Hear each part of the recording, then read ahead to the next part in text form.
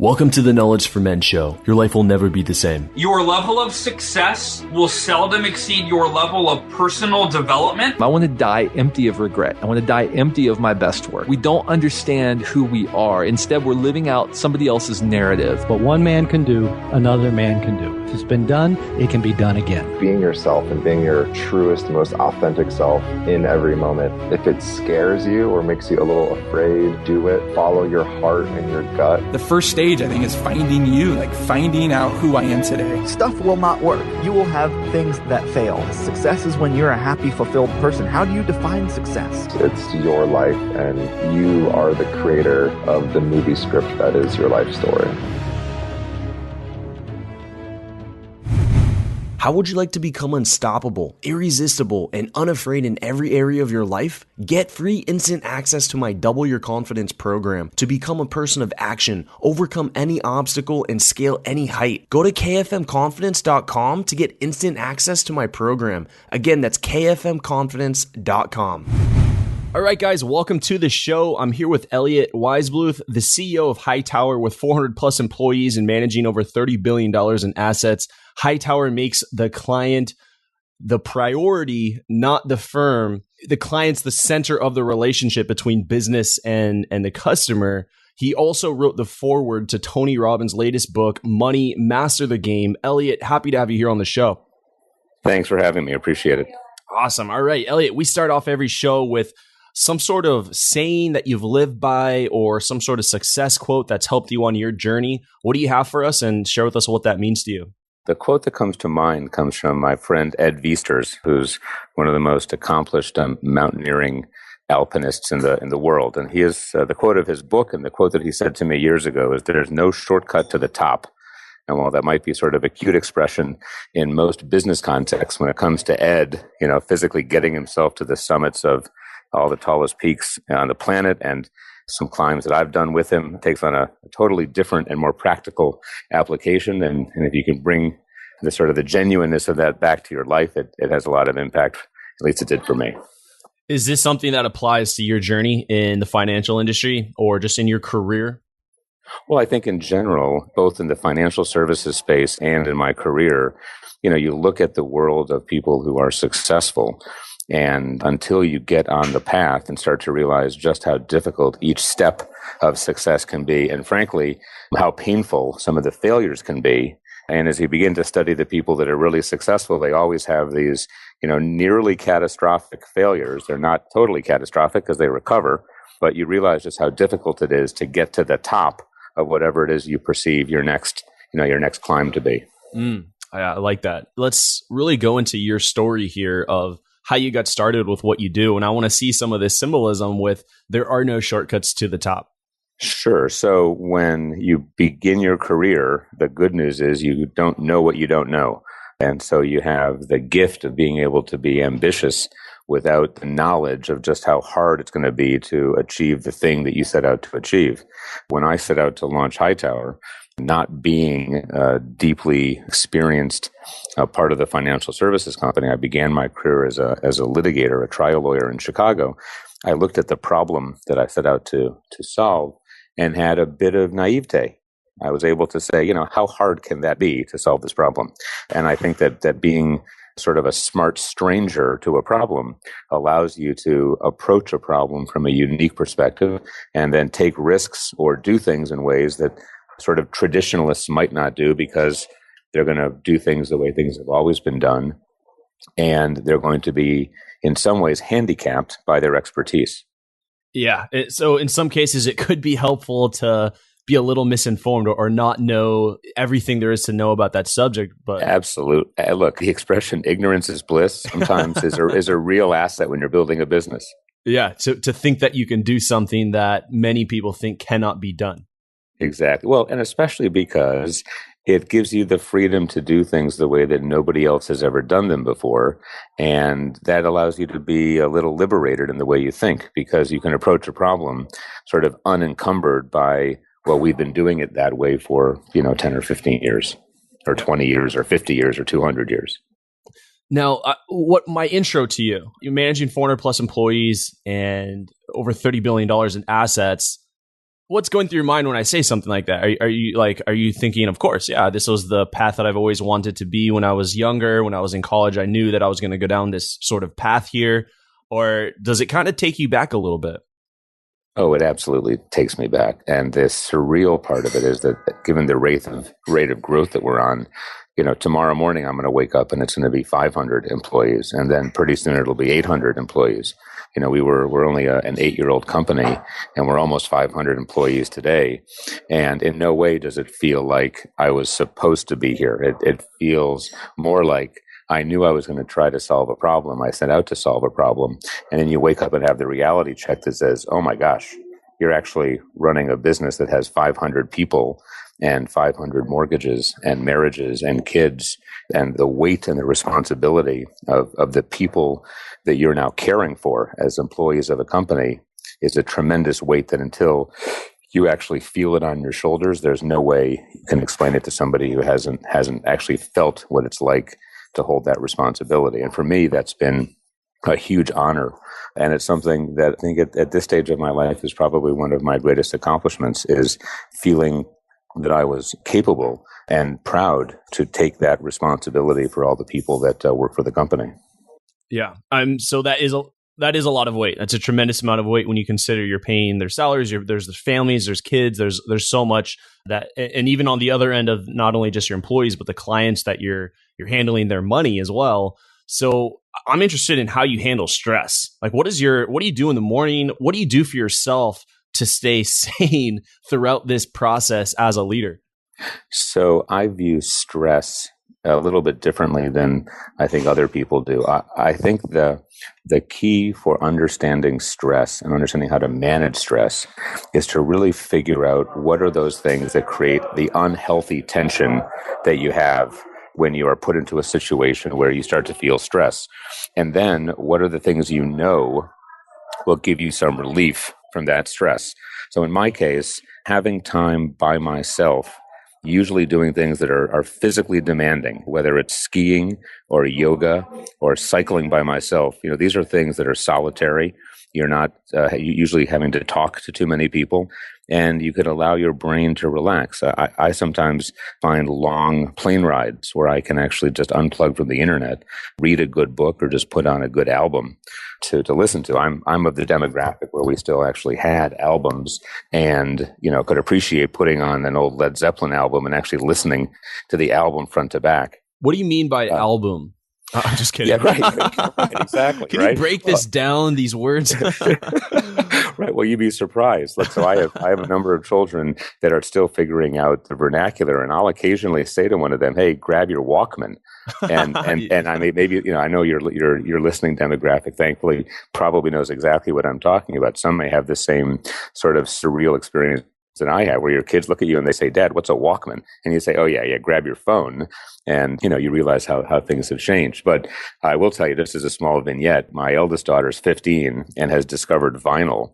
And so it's a huge point of satisfaction for me to see one of my kids. It's a huge win. Yeah, it's a huge win. Well, they had to have headphones on and to actually watch somebody listen to an album front to back. I feel like I've done my fatherly duties of the day.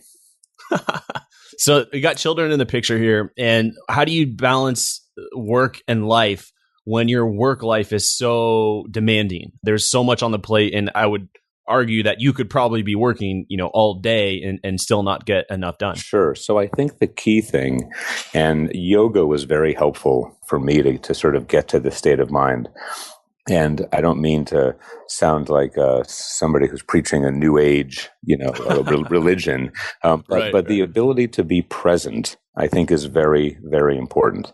And so when I am working and I'm at a meeting, I put my cell phone away in my briefcase. I don't believe in multitasking.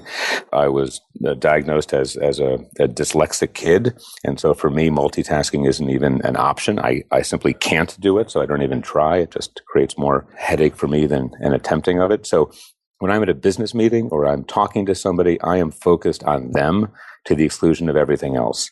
And so the struggle then is when you shift modes out of being an employee, and in my case being, sort of an executive or working with other executives and people, to being a father or to being a husband or to being a friend, you have to be equally present in those relationships. And so for me, it was about learning how to change states from being in the state of work to being in the state of play or the state of relaxing or the state of being a parent. And so I practiced that a lot.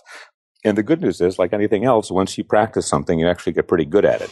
So I don't really have any difficulty disconnecting, putting my phone down, and whatever will happen in the internet and text world while I'm not focused on my phone, but I'm focused on my kids. I'm perfectly comfortable doing that, and I've actually got better at it the more I've practiced the discipline of just separating those two states of being. I don't try to work while I'm with my kids, and I don't think you can do either of them particularly well, and you simply end up short shrifting everybody if you try to work while you're being a parent. I don't think it works particularly well. Yeah, or even in a relationship with another. Yeah, sure. So what? 800 employees, and you said that's not. You have 400 now, but that you said it's likely will be there.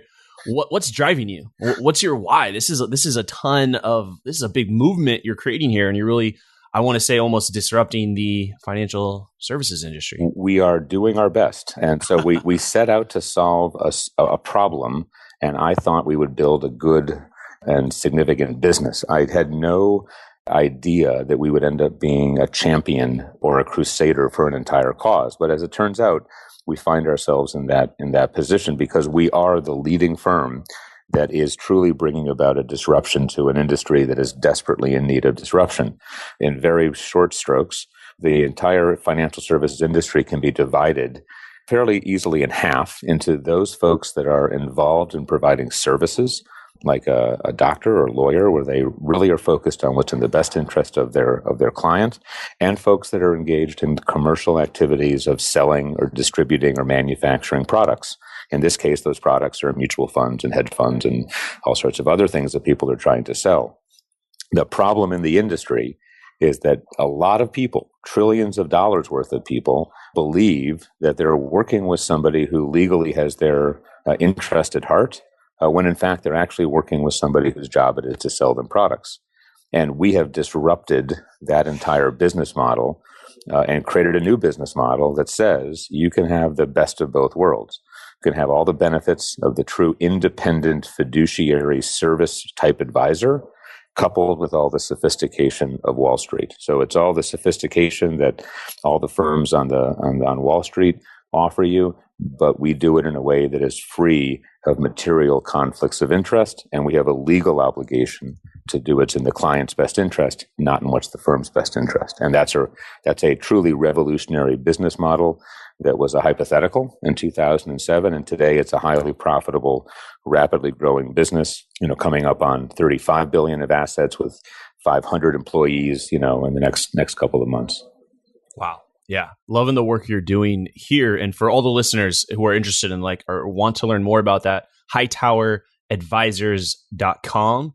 Looks like you're here in San Diego. Is that right? Absolutely. Have a great team in San Diego, two guys there that are outstanding. One of them is part of the leadership community of Hightower. And you guys live in a very lucky part of the world compared to those of us that deal with New York and Chicago winters. I'm here in Pacific Beach here, and really beautiful outside, looking out at the ocean here. Why do you say, I've seen this very powerful article, this piece that you wrote on LinkedIn. You talk about why your financial wellness matters just as much as your actual physical health. So here's a shocking statistic, okay? And I'll give you a couple of them. A significant percentage, somewhere between 20 and 25% of men would forego sex for financial stability. Okay, that's a shocking statistic. If you take a look at the relationship between the impact that money and stress has on divorce and on tension in households, you would expect to see that it's a very high contributor to those sorts of stresses. What's sad is when you dig into the data on what are the reasons that people call into crisis-type hotlines, a suicide hotline, a domestic abuse hotline, right? So if you look at the research there as to what the causes are for people that are calling into these sort of crisis prevention centers and hotlines, what you find is that financial stability and concern about finances becomes one of the most significant sources of stress for people that are calling into these lines. So what that means is that there's a intrinsic connection between the health of your portfolio and how you feel about it and your actual health. Good research shows that people that are under stress and anxiety and worried about money are at a higher chance of getting cardiovascular disease, other sorts of illnesses. So why don't we think about our financial health or the health of our portfolio the same way we think about our mental health or our physical health, right? So if I said to you or your listeners were to be polled, how often do you think about what shirt to wear or what hair product to use or how often you go to the gym, or more importantly, what are you putting in your physical body for breakfast? How much protein are you having? Are you gluten-free? Do you have carbs, right? We talk about that stuff all the time, but we don't apply that same level of scrutiny to our investment portfolios. We don't bring that same level of intense scrutiny on, well, gee, how much are all of the products in my portfolio costing me? If I'm focused on the true health of my investment portfolio, don't I want to have somebody who's supervising that portfolio or giving me advice, somebody who's similar to a doctor or a lawyer, someone who has a legal obligation to look at my interests, not just sell me things. So we have approached the concept that says, look, the country is suffering from a variety of things. One of them is a lack of complete wellness in the way they lead their lives. If you take a look at all the other, sort of commercial trends around our demographic, there's a rise of focus on Fitbit, focus on Peloton, the bike company. Lululemon is a great example. So they're all linked to people being very focused about their overall wellness.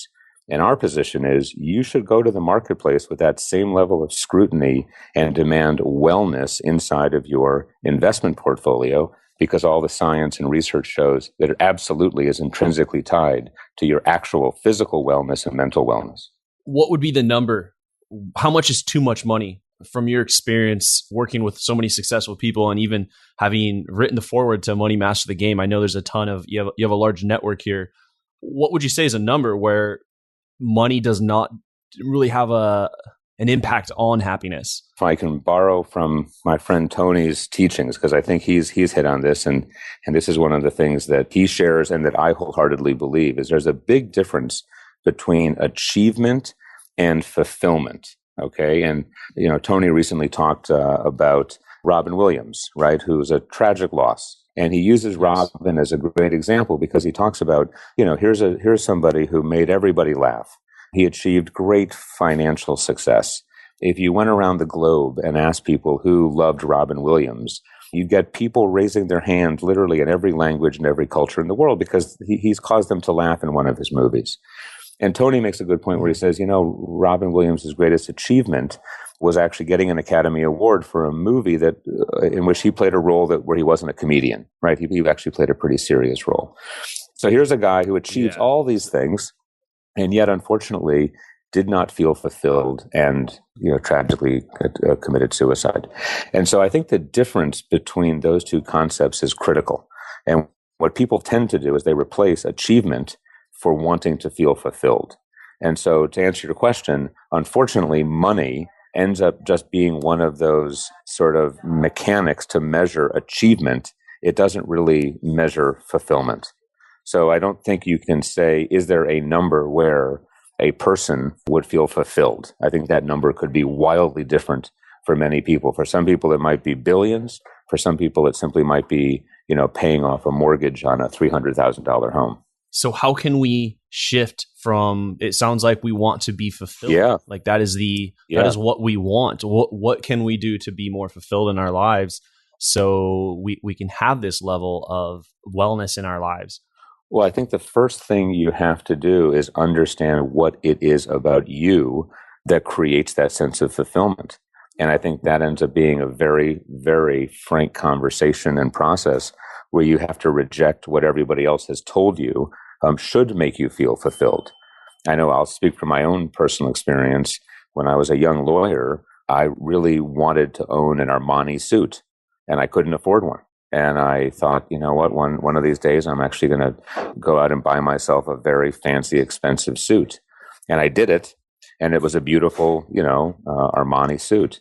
And the good feeling that I had lasted, I don't know, about a half an hour. And the next day I put it on again. And within a week, it was just what I wore to work that day.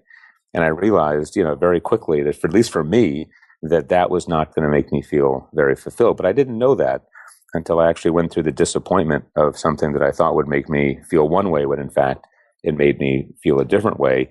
And I think the important thing is many people keep replacing the Armani suit with the next thing that they think will make them feel better. And they don't have the frank conversation with themselves that says, gee, that didn't quite cut it. Let's not make that same mistake twice with, something that simply has a few more, decimal points after it. Got it. We always want more. Because did you buy something? Was there something else you got after that? You got the suit and you're like, oh, maybe I need to get that car. I need to get that of Porsche. Course. And it Absolutely. just kept going. But there's this desire to constantly want more. I feel like it's human nature. Right. So the question is, how do you separate the things that you view as achievements, which largely come from external sources where somebody has told you have to do that. Yeah, marketing, versus you feeling fulfilled. I mean, one of the things I've discovered at this stage of my life, which I didn't realize 10 years ago or as a young man, is that I derive a tremendous amount of fulfillment by cooking, and actually cooking for people that I care about, that are, guests or friends or family. And so I find a tremendous amount of fulfillment learning how to cook something that is maybe complicated, maybe has some interesting ingredients or has some technique to it, and the process of learning and exploring, because cooking is a pretty unforgiving practice. If you screw something up, it doesn't taste very good. You immediately know that what you did didn't work very well. And or you get sick. Or hopefully you've overcooked it and you get a nice piece of carbon, right? But you know immediately whether or not you've actually got something that tastes pretty good. And making food that tastes good, for me, has been something that has been, at this stage of my life, terribly fulfilling. And it's almost limitless. I mean, if you think about the different cuisines around the world, I know I'll never reach a point where there's no new type of food to try to cook, or some new technique. And I'm acutely aware that I'll never be at the skill level of some of the heroes that I've read about in the cooking world that are, truly artists. So knowing I'll never be a world-class chef, and knowing that I'll never fully sort of complete the world of cooking is very liberating, and that I can enjoy, my amateurish efforts to make food, and it drives tremendous fulfillment for me. And that has obviously no economic or numeric value to it. In fact, I probably have to pay people to come by and be subjected into my kitchen. So what I'm getting is cooking's a very simple thing. Every person listening to this can get up and cook something in their kitchen. But fulfillment, what I'm getting is it could be the simple things in life. It doesn't need to be that Armani suit. It doesn't need to be that big house mansion or that Porsche. But fulfillment could be something very simple. I got a lot of fulfillment when I had a lot of family come over for my brother's wedding, and I was able to take my family out to really cool parks and locations here in San Diego, just at really beautiful places, beautiful beaches, private parks, things like that. And that didn't cost me a penny. Experienced. Yes. So could we draw that achievement is an external thing and fulfillment is something that could be much easier to attain?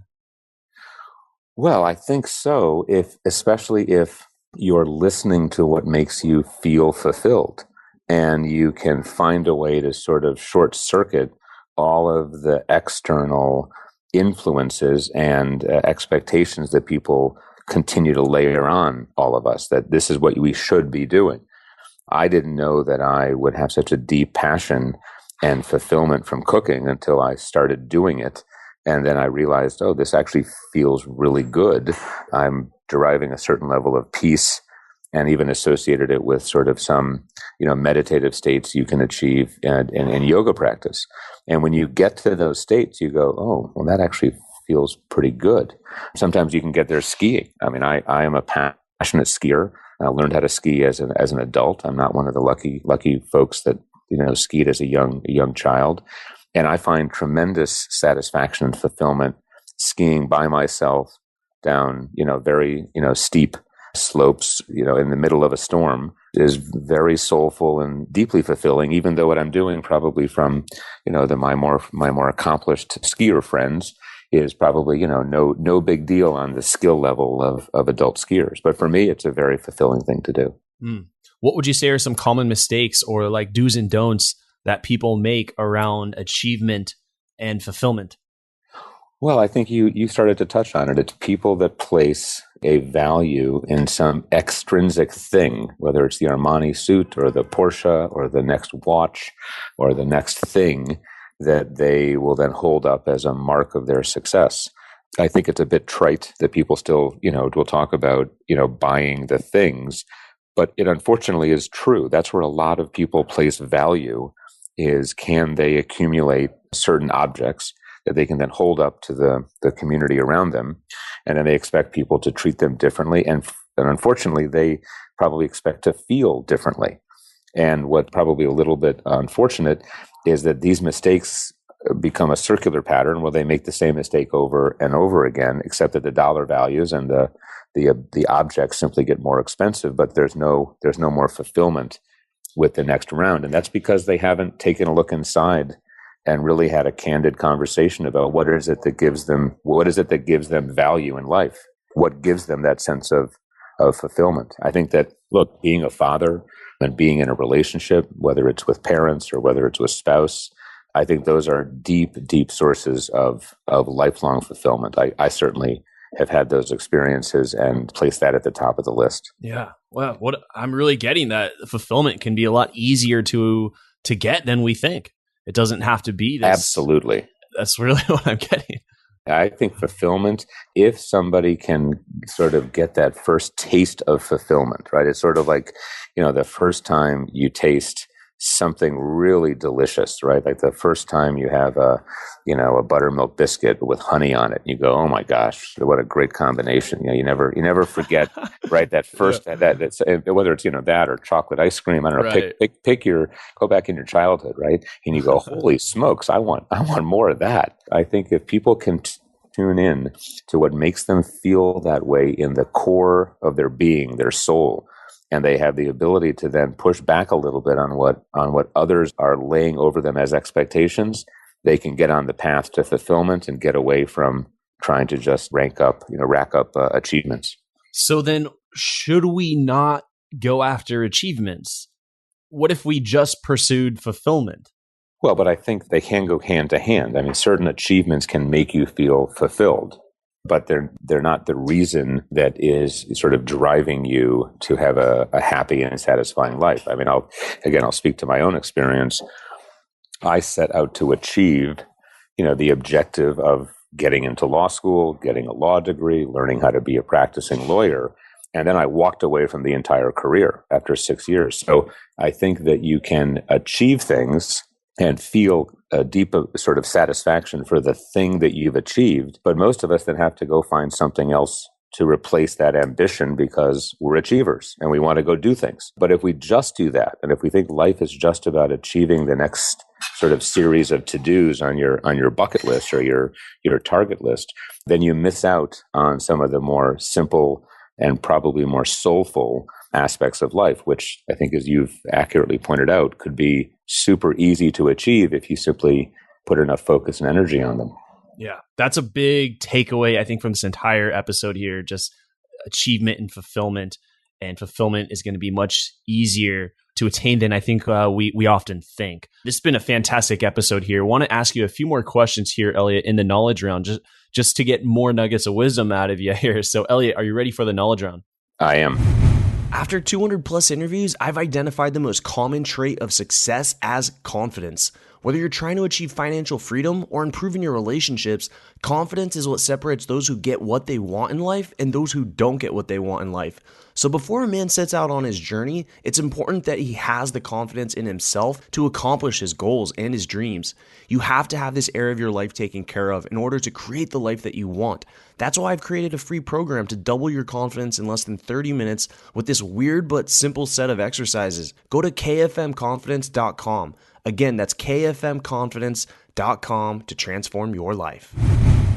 Welcome to the Knowledge Round, where the guests will be asked rapid-fire questions to give the audience invaluable pieces of wisdom to help transform their lives. Starting in 3, 2, 1, showtime. The first question I have for you, Elliot, is what advice would you give to someone who's feeling really lost and, let's say, unsure of their purpose?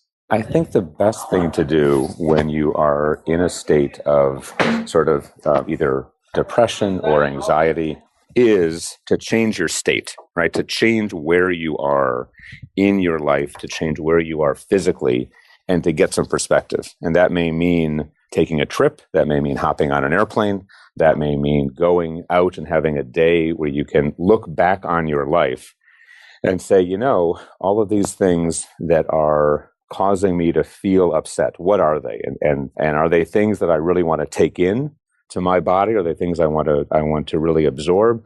Or are they things I want to observe and just sort of let them go and observe them go by you, if you will? And I think that the key there is to find a way to get some perspective away from yourself so that you can look back.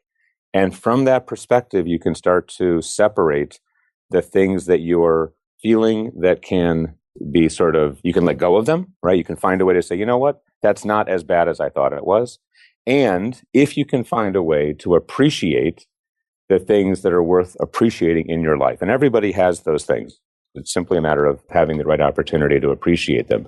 And then once you can find a couple of things to appreciate, that can get you onto a path where you will navigate your way out of whatever it is that's creating the feeling of loneliness or sadness or depression. And by the way, I say this in a non-clinical diagnostic fashion, and I want to be very respectful that this is not the kind of advice I would give somebody who had a true clinical or diagnostic condition. This is for those of us that are periodically moody or go through different emotional states, not for somebody who's suffering from a true illness. Yes, I understand. I appreciate that. Elliot, what was holding you back from becoming the man you are now today?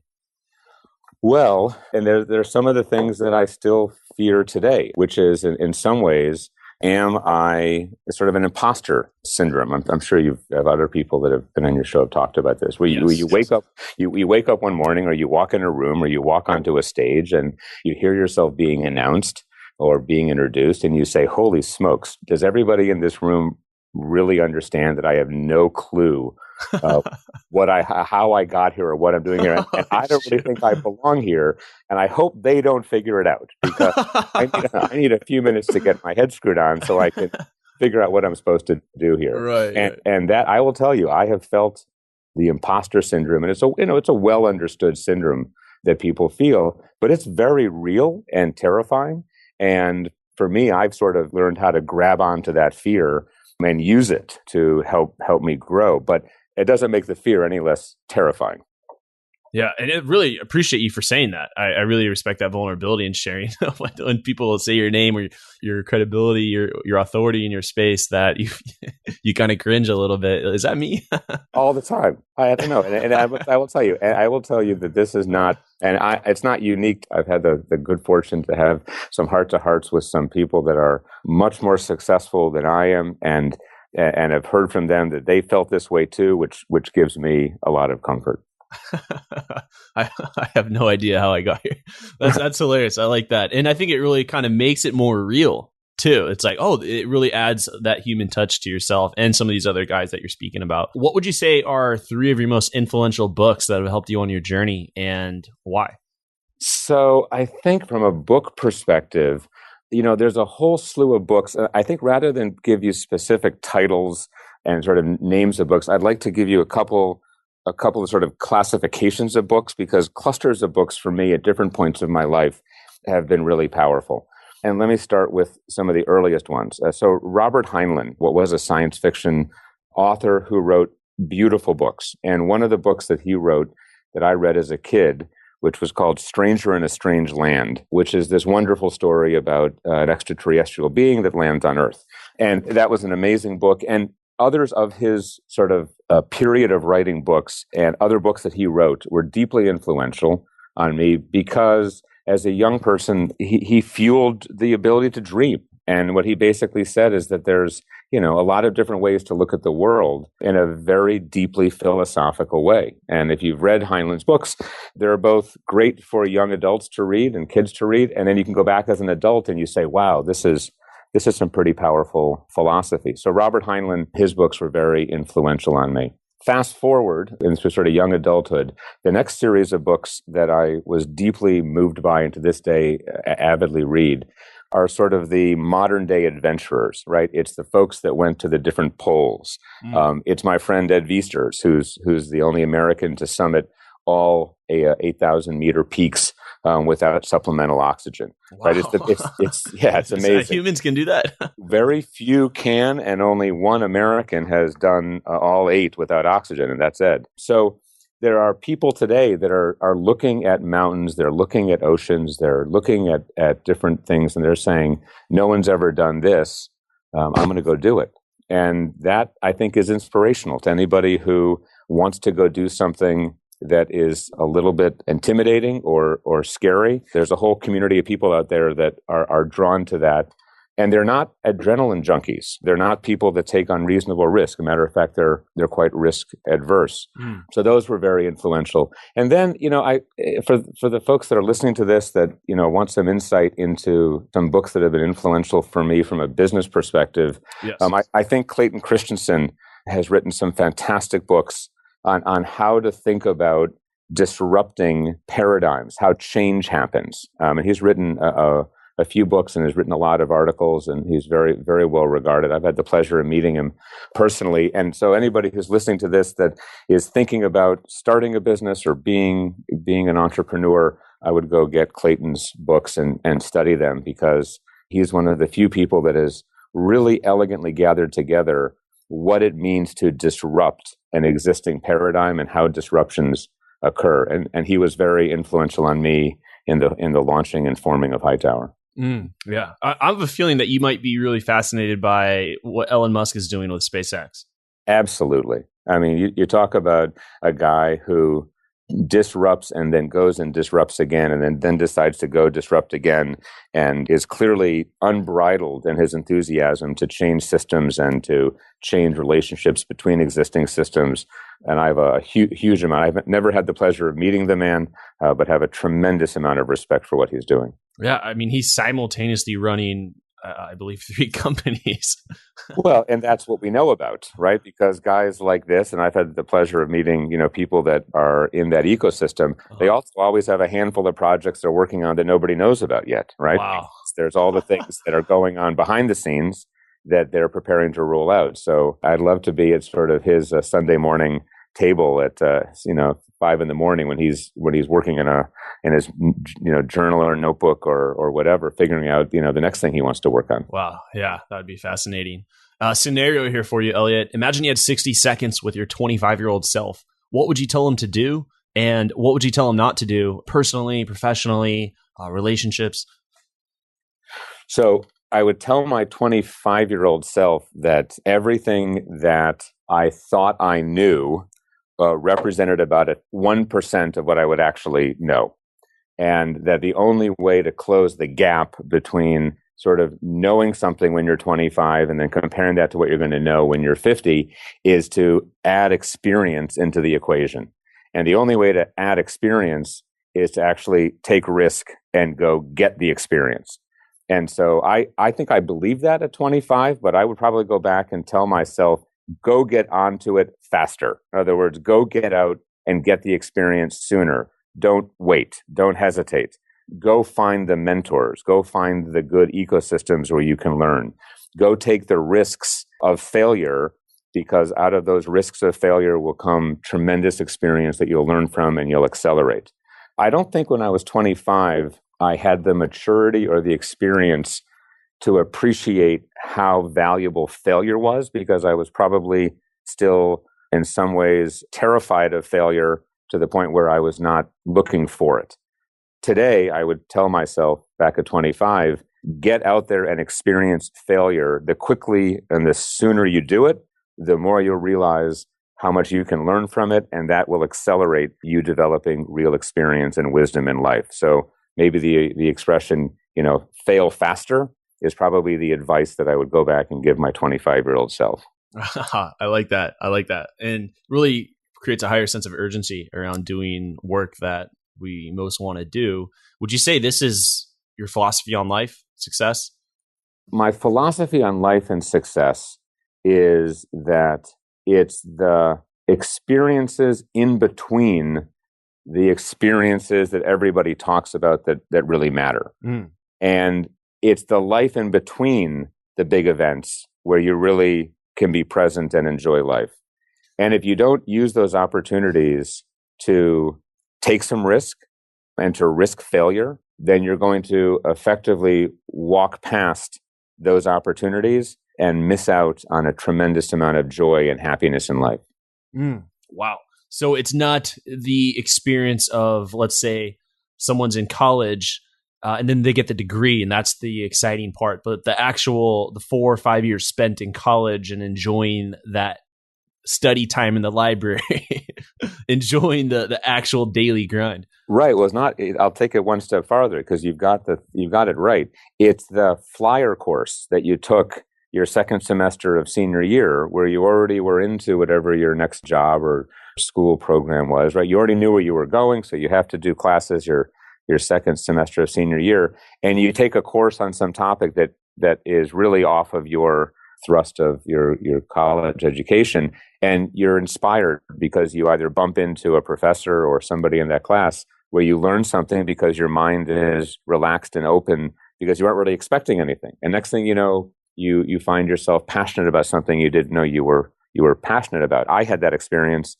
I had no enthusiasm in geology and archaeology, and I took a course in college sort of as a flyer, and found out that I was fascinated by reading about it and learning about it. And I never would have done that if I hadn't sort of on a whim taken that class. And so in between getting into college and in between focusing on grades and trying to get into law school and thinking about career and thinking about all the other things that go through your mind when you're in college, I, by happenstance, exposed myself to an area of academic study that I had no intention of studying in college. And next thing you know, I find myself very curious and passionate about a topic that I never would have guessed would have sparked that kind of response from me. So you have to be open to those things, because that's when I think the really interesting parts of life can happen.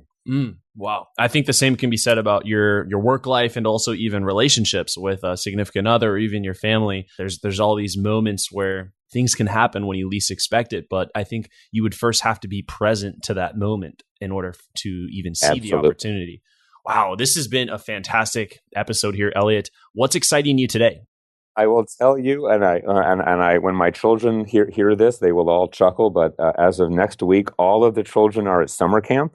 I will have a couple of weeks where I can actually just read and take a deep breather, enjoy the summer, think about a little bit about our business, think a little bit more about where I am in my life and the relationships that I have in my life today, and do a little soul searching, take a deep breath. So for me, I'm excited by the summer seasonality of change, where sort of there's an ebb and flow and a tide with at least with my children, and that allows me to, again, even though I'm not in a depressed or sad state, it allows me to step back away from myself, take a look at myself and say, okay, what are the things I want to hold on to and hold close to me and carry with me? And what are the things that I want to let go? And that period of reflection is something I think that if everybody can find the opportunity to do it, you can find your way to a happier state of being. And I'm looking forward to having a couple weeks in front of me where I can step away a little bit and get some perspective. Is that something that you do regularly every summer or during some sort of holiday break or something? Traditionally, I tend to do that over the holidays, when thankfully business, the ebb and flow of business tends to ease a little bit around the holidays. So it's a perfect time to do it. But recently, at this stage of my life, what I've realized is that in August, especially with kids and camp and family and business, it's also a very good opportunity to take a step back, take stock, take a deep breath, and sort of see where you are and see how you're sort of showing up in the life that you're leading. And I look forward to that. Any chance I can get to do that, whether it's on an airplane or in a yoga studio or on a ski slope, I try to do it. But being able to do it with a certain amount of intention and focus is something that only happens, a couple times a year. Yeah, I noticed you said, "Hey, I'm not doing this because I'm depressed." You just do it regularly, and I think we often only get to that stage when we are depressed, when it's kind of too late. But you're doing it just like it's a routine for you to stay in check, to make sure that things are going in the direction that you want to go in. And I think that's a key point there. That you don't have to be in a depressed state to do this. You just do it to have that maintenance on your own life. Well, and it's such a pleasure to be able to take a day, in today's world where we're so, hyper connected, right? 24 hours a day, multiple forms of electronic communication, being able to disconnect and to actually spend 5 or 6 hours or even a couple of days where you're not inundated by the electronic communication, and you can go for a long walk, go for a long bike ride, read a book, right? I don't want to pretend like only those things. So everybody has their way of finding peace, right? I have friends of mine that like to go play golf by themselves early in the morning, okay? And so you find the thing that allows you to have a little solace. And if you can find in those moments of solace the things that you're appreciative of, and everybody has them, it's just a matter of thinking about it. And you can hold on to those appreciations, it will make dealing with all the other things in your life much easier. And it'll be a lot easier not to be angry about things if you can convert that energy into appreciating the things in your life that you should appreciate. And we all have things that we can appreciate if we just focus on them. Wow. This has been an incredible episode here, full of knowledge. Elliot, thank you so much for your My time pleasure. here. For all the listeners, you can follow up with what he's doing with Hightower, really disrupting the financial services industry here, hightoweradvisors.com. Is there any other links that you'd like to share here, Elliot? No, that's it. And I appreciate you taking the time to chat with me. All right, Elliot, thank you so much for your time, being vulnerable, sharing your story. I really appreciate this here. Have a good day, and we'll stay in touch. Thanks. Have a great summer. Thank you for listening to the Knowledge for Men podcast. Hundreds of interviews and millions of downloads later, we're continuing to build an international movement, and we're just getting started. So if you enjoyed this episode, go ahead and leave a helpful review in iTunes, because it really helps the podcast grow so we can impact even more men in the world who need this. Guys, this is all about living with purpose, where every day you only do things that matter to you. You wake up, live with purpose, and take massive action towards the life you want. And always remember, love the life you have while creating the life of your dreams. Go to kfmfree.com to get a surprise bonus I've made for my listeners. Again, that's kfmfree.com for something that's changed my life, and I'm offering it to you for free. Also, check out my Amazon best-selling books that I've written for you to help you crush life at kfmauthor.com. Again, that's kfmauthor.com to see all the books I've created to help you break through in life. This is your host, Andrew Farabee, founder of knowledgeformen.com, and I'll see you in the next episode.